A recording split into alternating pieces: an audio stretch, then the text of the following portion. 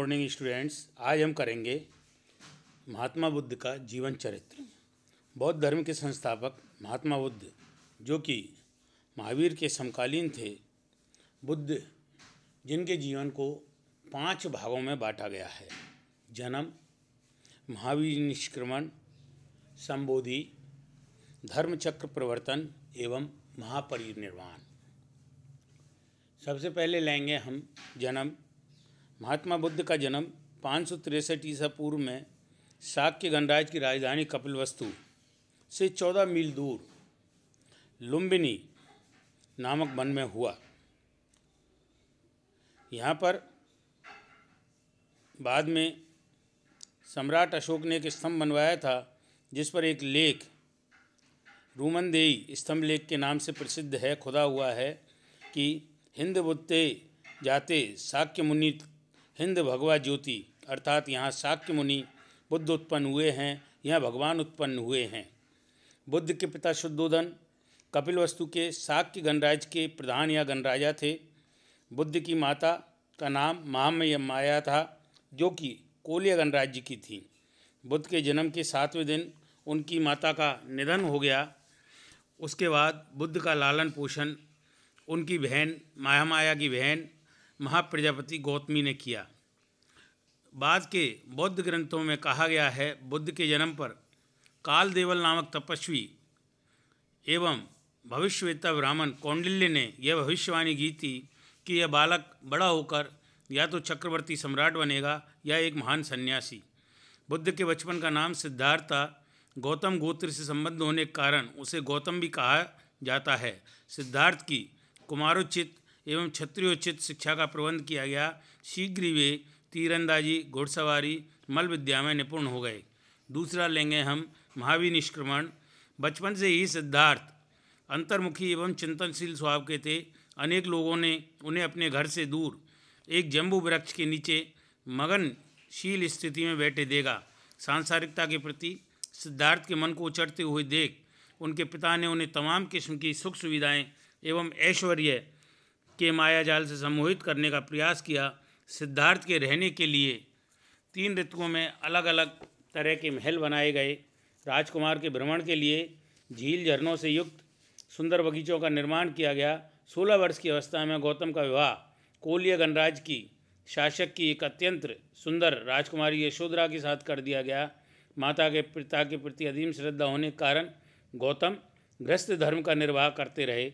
विवाह के 12 वर्ष के बाद उन्हें एक पुत्र का जन्म हुआ, जिसके नाम राहुल रख गया। राहुल के जन्म पर महात्मा बुद्ध ने कहा था कि आज मेरे बंधन की श्रृंखला में एक कड़ी और जुड़ गई। तमाम ऐश्वर्य के बाद भी गौतम का मन संसार से उछट रहा था। कपिलवस्तु के राजप्रसाद में वे स्वयं को बंदी अनुभव कर रहे थे। नगर दर्शन हेतु विभिन्न अवसरों पर बाहर जाते हुए गौतम सिद्धार्थ को प्रत्येक बार बड़े मार्मिक अनुभव हुए। पहली बार उन्होंने एक जर्जर शरीर वृद्ध को देखा, दूसरी बार व्यथापूर्ण रोगी को, तीसरी बार अंत्येष्टि ले जाते हुए मृत व्यक्ति को देखा। इन तीनों दृश्यों से उनके मन पर गहरा प्रभाव पड़ा। संसार की नश्वरता एवं नीरसता का विचार उन्हें परेशान करने लगा। चौथी बार सिद्धांत को आत्मशांत एवं प्रसन्नचित्त सन्यासी के दर्शन हुए। उनके मन में सन्यास की विचार दृढ़ीभूत हुआ और 29 वर्ष की आयु में वे अपनी पत्नी और बच्चे को सोता हुआ छोड़कर सत्य की खोज में घर से निकल पड़े। गौतम बुद्धत्व की प्राप्ति के लिए गृह त्याग की इस घटना को बौद्ध ग्रंथों में महावीर निष्क्रमण कहा गया है। तीसरा, संबोधि। ज्ञान की खोज में गौतम एक स्थान से दूसरे स्थान पर भ्रमण करने लगे। सबसे पहला उनका संपर्क वैशाली के समीप अलार कलाम नामक एक तपस्वी से हुआ, जो सांख्य दर्शन के विद्वान थे। अलार कलाम के आश्रम में रहकर गौतम ने साधना कार्य किया, लेकिन उन्हें शांति नहीं मिली। इसके बाद वे घूमते हुए राजगृह के निकट रुद्रक रामपूत नामक आचार्य के आश्रम में पहुँचे, जो विशिष्ट योग की शिक्षा प्रदान करते थे। यहाँ रहकर भी गौतम को संतोष नहीं मिला।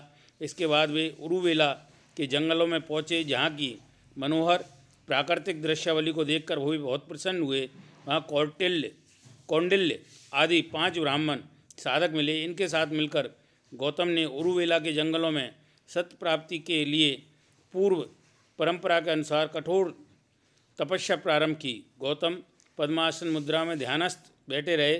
भोजन और जल का उन्होंने सर्वथा परित्याग कर दिया। वे समझते थे अत्यधिक कायाकलेश से उनकी बुद्धि विशुद्ध हो जाएगी और उन्हें सत्य का साक्षात्कार हो गया।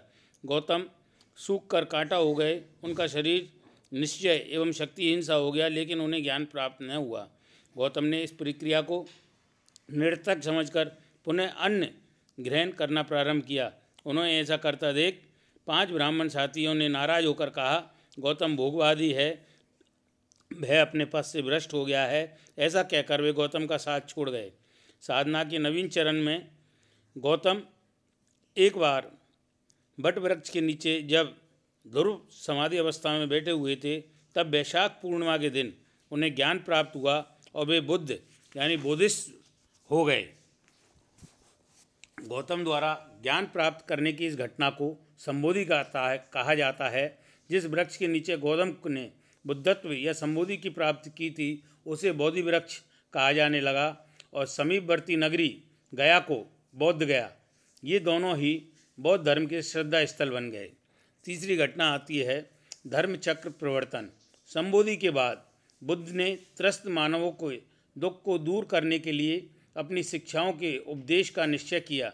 सबसे पहले वे ऋषिपत्तम यानी सारनाथ वाराणसी के निकट पहुँचे, जहाँ उनकी भेंट अपने पुराने 5 साथियों के साथ हुई।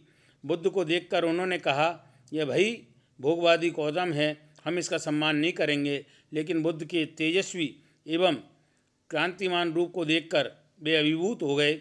बुद्ध ने अपने पहले धर्म का उपदेश इन्हीं 5 ब्राह्मणों को दिया। बौद्ध साहित्य में इस घटना को धर्म चक्र प्रवर्तन यानी धर्म रूपी चक्र का चलना कहा जाता है। चक्र शब्द का अर्थ यहाँ धर्म के चक्रवर्ती साम्राज्य का प्रतीक है।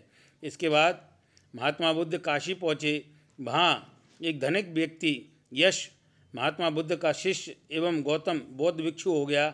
उसके परिवारजन भी बौद्ध धर्म के अनुयायी हो गए। शीघ्र ही महात्मा बुद्ध के शिष्यों की संख्या 8 हो गई। उन्होंने इन शिष्यों को धर्म प्रचार का उत्तरदायित्व सौंपते हुए कहा, हे भिक्षु, आरंभ में कल्याण कर, मध्य में कल्याण कर और अंत में कल्याण कर, इस धर्म का उपदेश दो। लोगों के हित के लिए, लोगों के कल्याण के लिए विचरण करो, एक साथ दो मत जाओ। इस प्रकार बौद्ध धर्म के संगठित प्रचार का कार्य आरंभ हो गया। इसके बाद महात्मा बुद्ध उरुवेला पहुँचे, जहाँ कश्यप के नेतृत्व में अनेक ब्राह्मण पुरोहित बुद्ध के शिष्य बन गए। उरुवेला से अपने शिष्यों के साथ बुद्ध राजगृह पहुँचे, जहाँ मगध नरेश बिंबिसार अपने अनुचरों के साथ तथागत के दर्शन एवं उनके उपदेश सुनने के लिए स्वयं उपस्थित हुए। राजगृह के ही 2 ही प्रतिभाशील ब्राह्मण विद्वान सारिपुत्र और मोद गल्याण भी बुद्ध के शिष्य बन गए। ये दोनों बाद में बुद्ध के प्रिय शिष्य माने जाने लगे और बौद्ध धर्म के प्रचार के लिए बहुत कार्य किया। इसके बाद बुद्ध अपनी जन्मभूमि कपिलवस्तु पहुँचे, जहाँ उनका भव्य स्वागत हुआ तथा उनके उपदेश सुनकर उनके पुत्र राहुल सहित उनके परिवार के अनेक सदस्य उनके शिष्य बन गए। शाक्यों ने तथागत से अपने नवनिर्मित संथागार का उद्घाटन भी करवाया। तत्पश्चात बुद्ध लिच्छवी की राजधानी वैशाली पहुँचे। वैशालियों की विख्यात नगरवधु आम्रपाली बुद्ध की शिक्षा बन गई। उसने भिक्षुओं के निवास में अपनी आम्रवाटिका प्रदान की। वहीं पर बुद्ध ने पहली बार शिष्यों को संघ में प्रवेश की स्वीकृति प्रदान की। इसके बाद भिक्षुणियों का पहला संघ स्थापित हुआ। इस भिक्षुणी संघ में प्रवेश पाने वाली महिला बुद्ध के बचपन में पालन पोषण करने वाली उनकी मौसी माँ प्रजापति गौतमी थी।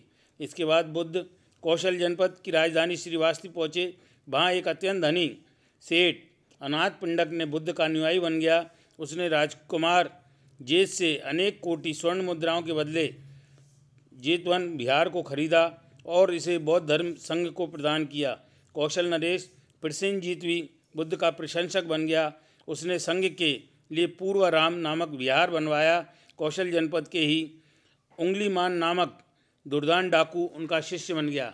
बुद्ध जीवन पर्यंत काशी, कौशल, भज्जी, मल, बस, शाक्य, कोल्य, मौर्य, अंग आदि जनपदों में चारिका अर्थात भ्रमण करते रहे, उनके शिक्षाओं का प्रचार करते लिए और उन्होंने सर्वाधिक समय कौशल जनपद में बिताया। यहाँ बुद्ध ने 21 वास किए। अवंती के राजा प्रघोत ने भी उन्हें निमंत्रित किया।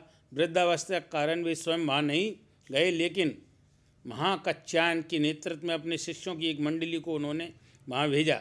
अवंती के लोगों ने बड़े उत्साह से इस मंडली का स्वागत किया एवं वहाँ अनेक व्यक्ति बौद्ध धर्म के अनुयायी बन गए। अवंती में आता है महापरिनिर्वाण। लगभग 45 वर्ष तक महात्मा बुद्ध अपने धर्म का प्रचार करते रहे। उनके शिष्य भी अनेक टुकड़ियों में बंटकर धर्म का प्रचार करते थे। 80 वर्ष की अवस्था में भ्रमण करते हुए मल्ल जनपद की राजधानी पावा पहुँचे, जहाँ उन्हें चंद्र नामक करमार के यहाँ भोजन करने का निमंत्रण मिला। इसके बाद इस कष्ट को